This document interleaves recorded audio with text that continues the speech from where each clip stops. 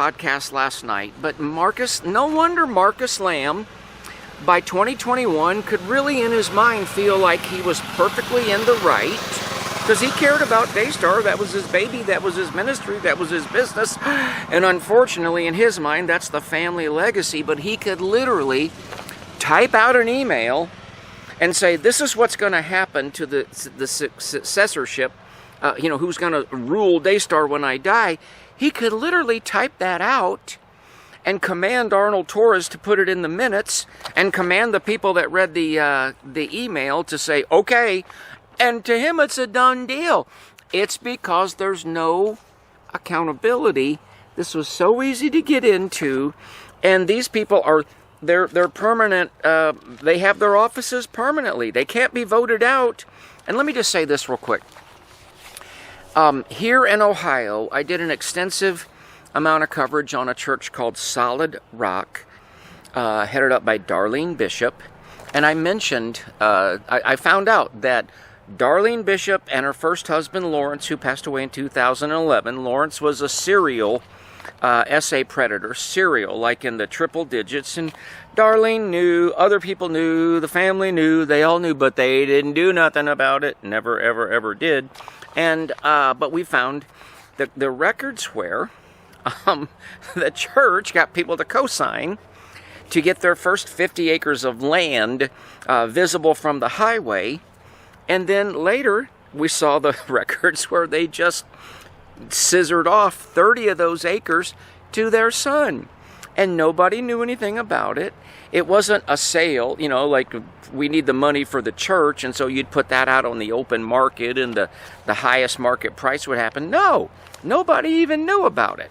And so these kind of things can happen. But the reason I jumped over to Solid Rock in my thinking is because their bylaws will say that the pastor it's a little bit different than this, the pastor will appoint elders. So see, in your church services, you can make mention of, well, I met with the elders and we decided, and the people in the congregation are going, oh yeah, okay, good. There's elders, great. The elders, yeah, they make eldery kind of decisions. But what they don't realize is that the elders, in Solid Rock's case, the congregation has nothing to do with them. So Darlene Bishop can appoint somebody that is like, I want to make you an elder. Well, they already know they got to do whatever Darlene says. So to them, it's a promotion, and they're kind of starstruck. Folks, there's no accountability is what I'm saying. And in America, you can put all of this is tax-free. You're doing business as a corporation that people give to, and they give sacrificially, and it's all tax-free, and there's absolute zero accountability. And in the case of Daystar, all the way up to what was called to be $1 billion organization, and there's no accountability. And guess what? In America, if you are a church, you don't have to file what's called a Form 990 that gives like sort of a financial statement or breakthrough. You don't have to tell anybody anything about anything that you're doing. And in fact, since I mentioned Solid Rock Church, I'll give you an example of this. And this is one of the reasons why I'm taking time out of my relaxing Mother's Day Sunday to go through this. Really, really, really informed, successful, educated, smart people are just not aware of how this works and how easy it is.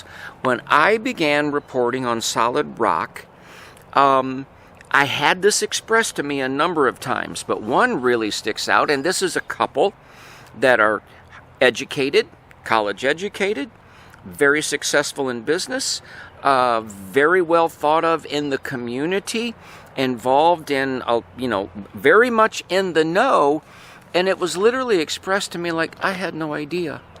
I had no idea that there was no eldership, that there was no boards. And when this individual, a dear sister, simply said, I'd like to see a year-end accounting, because they had experience working with nonprofits. I'd like to see your year-end statement. Gross proceeds, how much goes to missions, how much goes to that kind of thing. Guess what?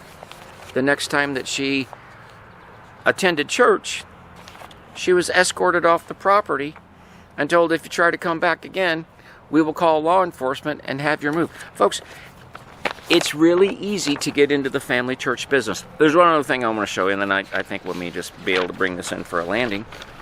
I wanted to point this out. This is from the Word of Life, the Daystar original founding documents. One of the things it talks about, they could, develop like a training center or a school or whatever to be able to bring ministers into the church so that they would be able to license, commission, or full ordination to bring them in. I over-highlighted that. So in other words, they can ordain ministers. Now, that's kind of a big deal for this reason. If a family business church organization can ordain ministers, that's pretty powerful too. And I do not know if that's what was done at Daystar or not, but they had the authority. So in these family business church organizations, you'll have mom and dad making a lot of money, and maybe a couple of people that you gotta have, like administrative and whatnot, and they'll make, like below market rate for what they do, and the family members all make good money, big money. That's very, very, very common. Not always, but very, very, well, okay, I go back to Solid Rock, okay? Same kind of thing, and people were shocked when I produced the Form 990 for Darlene Bishop. Now see, she had an outside ministry, but she hadn't thought it through, and for like 4 years in a row, 4 of her kids that really didn't do anything for the ministry are all pocketing an average of about 75 grand a year. Ain't nobody else in the church making that kind of money. This was like 15, 20 years ago. But the reason I mentioned this last thing that I'm going to talk about is, if you, in your minutes and bylaws, can ordain ministers, guess what you can do? They can then begin to receive an IRS-approved housing allowance. Now, a housing allowance, people kind of overstate that. They say, well, that's just tax-free money that they can... There's more to it than that. There's formulas you have to use, and it can't be all of the compensation that you pay somebody, and some other things that we won't get into. But for sure, it is an enormous tax advantage. And so see, the family business church model, you don't have to answer to anybody. You just need mom and pop and somebody to sign the original paperwork, get it started. Now, you know what? If nobody wants to hear you, if you don't have the ability to engage with anybody, you're not gonna get anything to happen, okay? But if you can get something to happen, I'll tell you this: you ain't got to give anybody any accounting. You don't have to have anybody involved in making the rules or making the decisions. So you do not have to be accountable to anybody, either for the governance of your family church business, and you do not have to be accountable or transparent financially at all. And if you choose to pay your kids, you have the ability to ordain them, and I could give you example after example after example. And so not only are you paying them a big fat salary in many cases, but a large part of that will be constituted of a housing allowance, which is a huge tax advantage. And so I think I'll just leave this short little video right there. People do not realize how easy this is, and what we see over and over and over again is abuse. And I just want to kind of get the conversation started, because I really feel like in America, if you're going to start going to a church, like you're checking out a church, maybe you move to an area, I'm going to start going to this church, there's really like a list of questions that we ought to immediately ask, and one of them should be, can I see last year's financials? Because if you can't get an answer to that, you're probably attending a family business church. And the problem is sometimes And some of these environments are like okay, but the vast majority of the time, and as far as my personal opinion, is that human nature being what it is, you can't trust anybody with that much unchecked authority, that much unchecked power. And if you just kind of think this through, I have no idea how long this video was, you will see this especially in charismatic, Pentecostal, independent, so that would be virtually all of Word of Faith, all of NAR, and a whole lot more.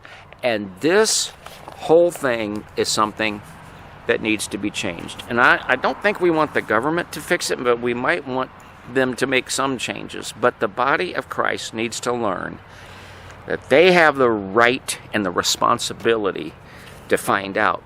A lot of people are going to a church that does all the things that I've talked about, and they have no idea. And you know the reason they have no idea is because, number one, they're normal. Number two, they're kind-hearted. And you go to church, you want to let your guard down. You want to receive. You're not going to church because you're like, I want to be an auditor. I want to be. So it's understandable, but unfortunately, in America, we got some changes we got to make. Tomorrow, the 11th of May, a lot of us are fasting and praying for Jonathan and Susie Lamb, and praying for that whole situation and praying for the whole family. We invite you to join with us. So thanks for spending a few minutes with me when I turn this thing off. I have no idea if this was 10 minutes or 10 hours. I don't think it was 10 hours. So we'll talk to you soon. We will be going live on Monday the 11th at 8 o'clock p.m. Eastern. Thanks a lot, and happy Mother's Day. There we go. If you'd like to support the program, you can go to ohioforfreedom.com. I'm not going to be able to read these screenshots. It's more of the same. It's as you go through this, and Laura Lynn did such a great job. But the thing I would want you to realize, if we had time to go through that, is just to realize that the blending of family and blending of corporate, and it's all benefits from the 501c. We have created something in America where people can have it both ways. They can be a church, but they're not a church. They can be a business, but they're not a business. It's all about the family, but it's the church. I've made my point, and I'm reiterating. If you'd like to support the program, you can go to ohioforfreedom.com, and you can use our PayPal link. We really, really, really appreciate it. You can use our bank card link. We really get a good rate on that. And so Visa, MasterCard, Discover, Express, our Zelle supporters, we so appreciate you. And our P.O. Box is P.O. Box 344, Mason, Ohio, 45040.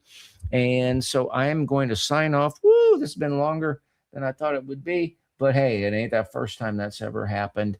And I do apologize for zipping in, zipping out, whatever. Till next time, God bless you. God bless your family. God bless the state of Ohio, the United States of America. And we send our blessings and greetings to our friends around the world. Good night, y'all.